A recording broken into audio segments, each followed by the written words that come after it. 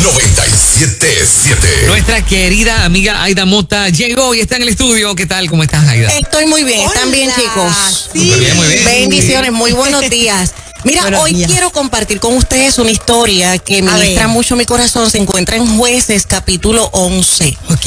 El contexto en el cual, ¿verdad? Pues se está basando este libro, dice el mismo capítulo 17 de este libro, que en el tiempo de los jueces no había rey sobre Israel y que cada quien hacía lo que le daba la gana, lo que bien le parecía.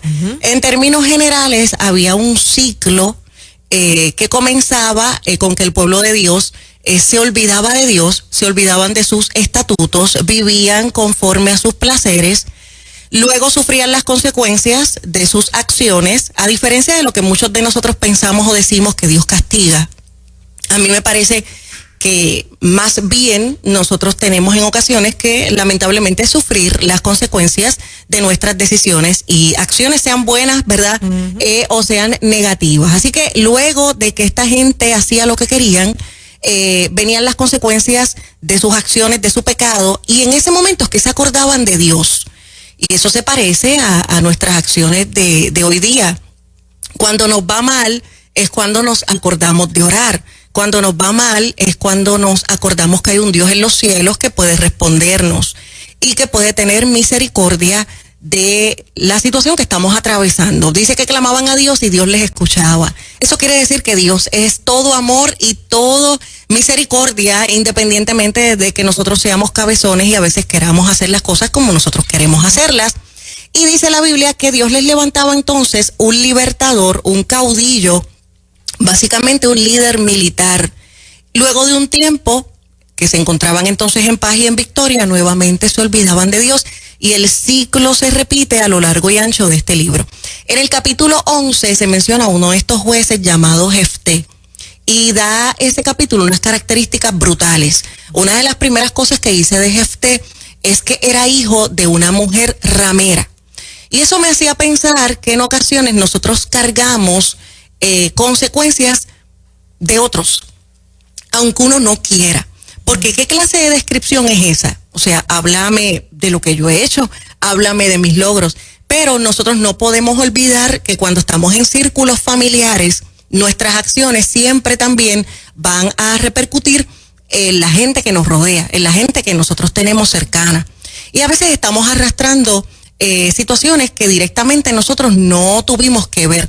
No sé si ustedes recuerdan el caso de Mefiboset, porque la Biblia dice que su nodriza lo dejó caer. Entonces, debido a eso, él era lisiado de ambos pies. Entonces, hay circunstancias, hay heridas en términos emocionales, en términos físicos, como fue el caso de Mefiboset, y en términos espirituales, a veces estamos lisiados, pero fue porque alguien más nos dejó caer. Es porque estamos viviendo las consecuencias de las acciones de alguien más.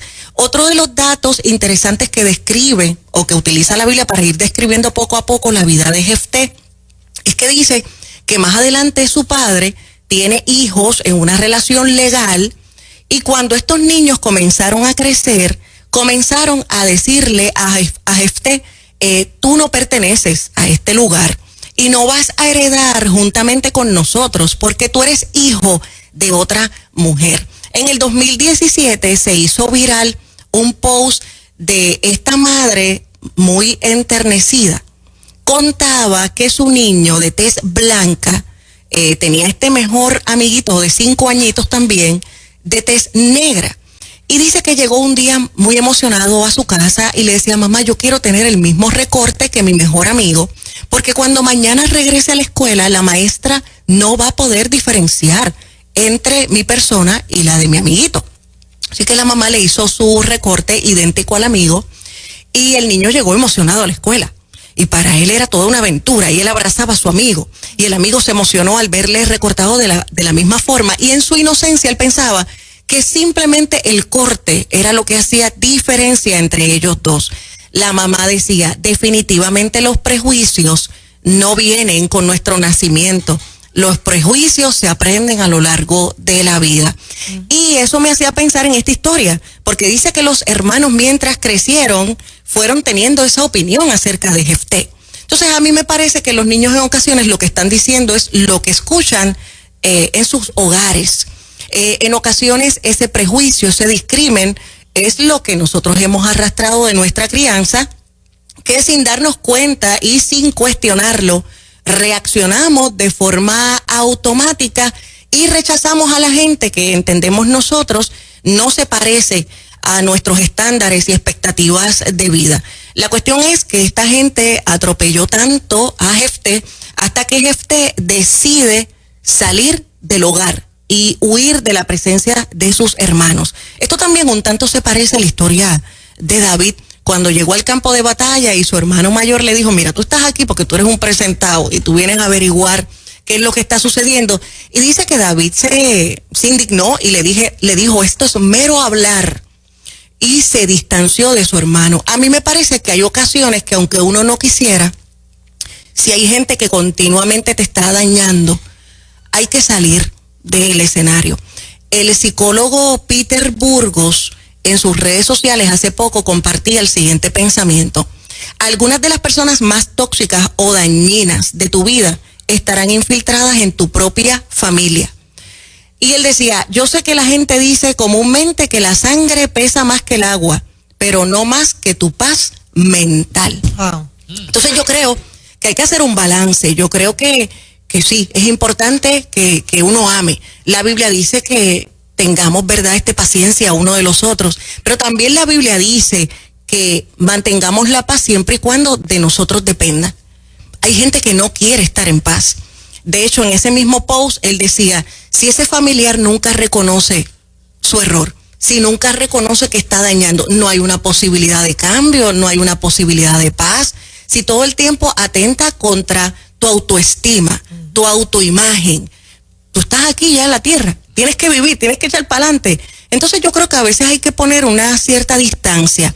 A lo mejor no me alejo totalmente, pero pongo, ¿verdad?, unas líneas, ¿verdad?, unos límites sanos para poder salvaguardar mi paz mental y mi salud emocional. Me gustó esa línea porque sí es cierto, hay gente que luce como si no quisieran estar en paz. Sí. O sea, que trabajan para que la cosa sea complicada toda la vida. Sí. De hecho, una de las cosas que más me sorprende sobre estos temas es que hay gente que le aburre la paz. Wow. Sí. De momento se encuentran con Moraima y ella es una amiga bien tranquila, dulce, cariñosa. Ay, no, tú eres muy buena, pero tú no me traes diversión. Hay gente que necesita ese nivel de crisis en su vida. Mira, en estos días llegó un caballero, lo voy a decir así como fue, llegó a la finca con una cerveza en la mano. Mira, aquí no se puede beber, esto aquí es una porquería, y se fue. Y yo dije, esta gente que no quieren ser felices, tú sabes. Y más allá del porciento de alcohol que pueda tener eso ahí dentro, es la cosa que ellos cargan, ¿no? Esa ansiedad porque la vida sea complicada, ¿no? Yo pienso que son cosas que arrastramos de la crianza. Por eso es que me llama la atención esta historia, porque estamos viendo que el conflicto empieza en el hogar. El conflicto empieza con los padres, el conflicto empieza con los hermanos. Entonces, Jefté decide salir del hogar y dice en el verso 3 de este capítulo que se reunió con unos bandoleros que salían con él a robar. Uno de los grandes problemas de cuando se distorsiona la identidad o cuando uno vive rechazo es que se distorsiona la identidad. ¿Cuántos de nosotros no nos hemos cuestionado si estamos haciendo las cosas bien? Y para colmo, yo no soy responsable de los issues que pasan en mi hogar. Y como quiera, todos están en contra de mi vida. Pues mira, me tiro a vivir como sea y hago las cosas como el resto de las personas las hacen. Entonces dice la Biblia, interesantemente, que este hombre se reúne con bandoleros. Este hombre se siente rechazado, tiene una identidad distorsionada y piensa que ese es el camino que entonces debe seguir. Muchos de nosotros tenemos conductas autodestructivas cuando creemos que no tenemos valor. Por eso es que tú ves muchos muchachitos que se tiran las drogas, que se tira quizás al vicio y es parte del ambiente criminal de este país y del mundo entero, porque piensan que no tienen más opciones, piensan que lo que dijo mamá o lo que dijo papá en el hogar es cierto. De hecho, la autoestima está intrínsecamente ligada con lo que mami piensan de mí. Así que lo que yo escuché en el hogar que dijeron acerca de mí, yo le voy a dar gran peso y eso va de cierta manera a delinear mi futuro. Hay otra de las versiones que dice que en poco tiempo tuvo una banda de rebeldes despreciables que le seguían. Eso me hacía pensar que este muchacho tenía capacidades de liderazgo. Cuando tú te sientas a hablar con muchos de estos jóvenes que están en el bajo mundo, quizás vendiendo drogas, quizás frente a un punto de drogas, tú te das cuenta de unas capacidades tremendas. Tú te das cuenta que son gente brillante, que tú dices, wow, si este muchacho estuviese en los negocios, o sea, en un negocio legal, este muchacho, o sea, sería un empresario tremendo. Yo no estoy avalando ese tipo de negocio, pero muchos de ellos subsisten porque saben moverse con mucha agilidad.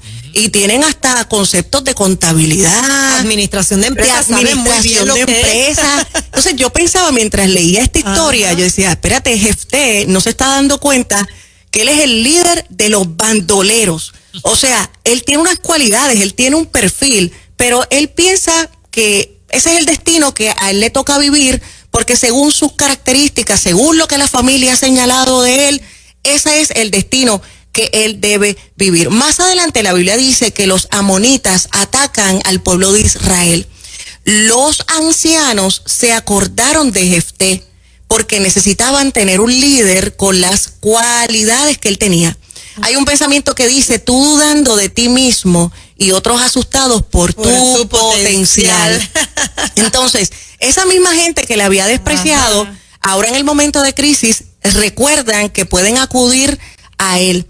De hecho, he aprendido a lo largo de la vida que los halagos en ocasiones podrían ser mentiras y las críticas pudiesen ser ciertas. Entonces empiezo a hacer un balance entre ambas cosas. Fíjate que a veces cuando hablamos acerca del juicio, el juicio es malo. Hablar de lo que nosotros desconocemos es negativo porque básicamente el juicio lo que hace es que uno proyecta lo que uno tiene dentro del corazón y de la mente. Dicho de otra forma, los juicios que hacen las demás personas son confesiones de lo que ellos están cargando, de lo que ellos piensan. Pero si tú no tienes esa madurez, inmediatamente que alguien te hace una crítica, te lo tomas a nivel personal. Por lo regular, cuando la gente emite juicios, están proyectando lo que llevan por dentro. Por eso la Biblia también dice que del corazón es que provienen los malos pensamientos. El verso 7 de este capítulo dice que Jefté le cuestionó a esta gente, ahora ustedes me vienen a buscar, pero ustedes me odiaban muchísimo, porque ahora están en problemas, es que se acuerdan de mí. Esto pasa comúnmente. Uno desecha, rechaza a buenas personas y cuando vienen los momentos de dificultad, ahí es que uno se acuerda de Moraima, ahí es que uno se acuerda de Fernán Reyes, ahí uno se acuerda de Juan Carlos. ¿Cuántos muertos no han resucitado o resucitaron durante la pandemia? ¿A qué me refiero? Ese exnovio que desapareció de tu vida, pero ahora en el momento crítico tuviste ese número de teléfono entrando, contestaste y mira, resucitó. ¿Cuántas mejores amigas que en el camino, verdad, quedaron atrás en estos periodos de crisis? Llamaron. Mira, tengo que decir muchísimas amistades durante este tiempo que yo ni sabía de ellos. Pues en este tiempo de dificultad han aparecido y no lo veo del todo mal, pero nosotros en ocasiones solamente buscamos a la gente que nos ha hecho bien cuando las cosas nos van mal. Y Jefté le cuestiona a los ancianos de Israel, pero si ustedes me odiaban tanto hasta que me echaron de mi casa. Y aquí hay una contradicción en el capítulo. A ver. Porque comienza el capítulo diciendo que él es el que se va del hogar. Pero ahora Jefté, cuando habla con los ancianos de Israel, dice, ustedes me echaron. Eso me hacía pensar y analizar que en ocasiones no es que directamente Fernán me diga, mira, yo no quiero que tú vengas más aquí. Es que sus acciones, la manera que me habla, la manera que me trata, yo digo, caramba. 2 más 2 es 4. 2 más 2 es 4. Claro, Entonces, claro. en la comunicación no solamente el asunto verbal, es el asunto no verbal. Yo veo que pones cara, yo veo que te incomoda, yo veo que haces comentarios irónicos. Estás trancado. Sí. Que no te da alegría que verme. Pues entonces, sí, me echaste. Sí. No solamente que me fui. Porque de momento uno se encuentra en el camino gente que habla con uno. No, pero es que tú te alejaste. No, yo no me alejé. Que me alejaste tú. Porque te incomodabas cuando me veías, no me tratabas bien. Hay gente que uno le busca la vuelta y como quiera. No hay forma de llegarle. Una puya que tú me estás tirando a mí, ¿verdad? No, tú sabes que yo te quiero con el alma y con el corazón.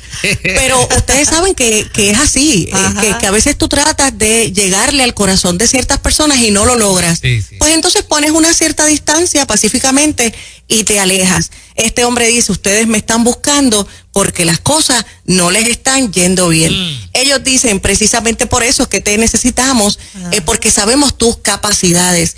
El rechazo se puede superar cuando llega precisamente este momento, en donde te das cuenta que en ocasiones te rechazaban porque estaban viendo cualidades que causaban envidia, causaban celos. Te rechazaron por tus capacidades, no te rechazaron porque no pudieses o porque eras una porquería o porque no servías. En los momentos que nosotros nos damos cuenta que el problema no era con uno, sino con lo que el otro cargaba y con la interpretación que el otro le daba a su realidad, en ese momento uno sana. En ese momento uno puede superar el rechazo y continuar hacia adelante. ¿Qué hace Jefté? Él aprendió de su dolor. Y Jefté básicamente lo que hace es negociar con ellos y decirle, bueno, no hay ningún problema. Qué bueno que ustedes regresan, yo los voy a recibir con los brazos abiertos. Pero si yo lucho por ustedes, voy a ser su líder. Este punto es importante. Si alguien regresa, que en algún momento nos rechazó, no hay problema, recíbale. Pero vamos a sentarnos a hablar. Yes. Y vamos a conversar sobre lo que pasó y cómo me sentí Yes. y lo que interpreté. Porque hay gente que quiere otra vez reanudar la relación, sea de amistad, sea sentimental, sea como sea, pero no quieres que toquemos lo que pasó. Entonces, eso de por sí ya debería levantarnos un poco de sospecha. Yo creo que si queremos otra vez reanudar nuestra amistad, Moraima, vamos a empezar de una forma saludable. Así. Y vamos a aclarar, porque a lo mejor también yo hice cosas que a ti te dolieron, pero yo no soy adivina. Entonces, hablando es que se entiende la gente. Claro. Así que Jefté no se tira de pecho, y eso nosotros lo debemos aprender, sino que comienza a hablar y a negociar con esta gente. Esta gente dice, Dios nos es testigo de que vamos a hacer así como tú nos estás pidiendo hacer. Aprenda a negociar, aprenda a clarificar sus dudas, a preguntar. Es injusto en las relaciones pensar que el otro debe adivinar y debe saber lo que yo siento y lo que a mí me duele. Muy injusto, sí. Es muy injusto. Así que Jefté sabe la importancia de hablar con claridad. Y ya para ir cerrando, este capítulo comienza diciendo que Jefté era un hombre esforzado y valeroso. Y eso me hacía recordar las películas, que en ocasiones comienzan con el final y de momento regresan a explicarnos lo que estábamos viendo y a darnos los pormenores de todo el asunto. Fíjate que el capítulo comienza diciendo algo que quizás el mismo Jefté desconoce. Él era esforzado y él era valeroso. Desde la perspectiva de Dios, Jefté era importante. La familia no le valoró. La familia no vio un más allá en él. Pero el verso nos aclara que para Dios era esforzado y era valeroso. A tal nivel que este hombre es mencionado en la galería de la fe, de esos personajes que impactaron la historia en términos de fe. Hebreos capítulo 11 menciona a Jefté y dice en ese verso en particular, de una manera bien espectacular, que fue uno de los que sacó fuerza de debilidad. No se trata de que nosotros no nos vamos a sentir nunca vulnerables. Somos humanos y vamos a depender de Dios. Y hay momentos en donde vamos a vivir el rechazo. El rechazo no es otra cosa que alguien que te pone un stop y no te deja avanzar. Es como cuando a alguien le ponen un injerto de piel o algún órgano y de momento el injerto como que no funciona o el órgano rechaza el cuerpo rechaza ese órgano. Básicamente lo que el cuerpo está diciendo, tú no perteneces aquí y no te deja avanzar, te impide el paso. El rechazo es básicamente eso, alguien que nos impide el paso, alguien que nos dice yo no te quiero cerca, alguien que no deja que tú te estés desarrollando. El ser humano nos podrá poner límites, la familia podrá decir que no tenemos valor, pero para Dios nosotros somos valerosos, somos esforzados y estamos sacando fuerzas de donde pensamos que no las tenemos, porque no dependemos de nosotros, sino dependemos de Dios. El rechazo es un dolor que se puede superar. Si acudimos a Dios, si buscamos nuestra identidad en Él y descubrimos que en la cruz del Calvario Él pagó el precio por todos nosotros. Eso es. Tremendo tema, como siempre. Tremendo tema. Wow. Sí. Gloria a Dios. Definitivamente, como tú dices, muchos llegaron luego de la pandemia, que a lo mejor se supone que estuviesen, pero ¿qué vamos a hacer con esos que llegaron que se supone que estuviesen? ¿Los vamos a dejar al desamparo o quizás el reclamo? ¿O vamos a decir, llegó? Por lo menos llegó, aquí estamos. Se levantaron unos cuantos muertos. Se levantaron Sí. unos cuantos. Yo creo que sentarnos y clarificar. Claro. Eso es importante. Claro. Eso es importante. Algunos zombies también. Algunos zombies. Y hay algunos que vas a tener que dejar allá en el olvido. Ajá. No significa que no vas a perdonar ni vas a amar, pero muy juntito a mí no. No puedes ser ingenuo en ese Exactamente. proceso. Por eso el diálogo va a ser clave para tú descubrir si hay un cambio genuino o no, Ajá. y si el acercamiento es para bien o es para mayor destrucción. No podemos tropezar con la piedra dos veces. Me encantó algo que Excelente. dijiste aquí antes de que te vayas, lo anoté, y es que hay halagos que son mentiras y críticas Que son ciertas. que son ciertas. Hay que hacer un balance. Sí. Hay que hacer un balance. Excelente, Aida, excelente. Aida, ¿y cómo conecta la gente contigo? Claro que sí, la gente se puede comunicar directamente conmigo para invitaciones al 787-531-6967 y a través de las principales redes sociales me consiguen como Aida Mota, Mota con una sola T. Bendiciones, chicos. Abrazos, gracias. Tremenda Aida Mota. Por ahí venimos en breve con un refrigerio muy Señor, especial. eso es. Eso es lo próximo. Arriba.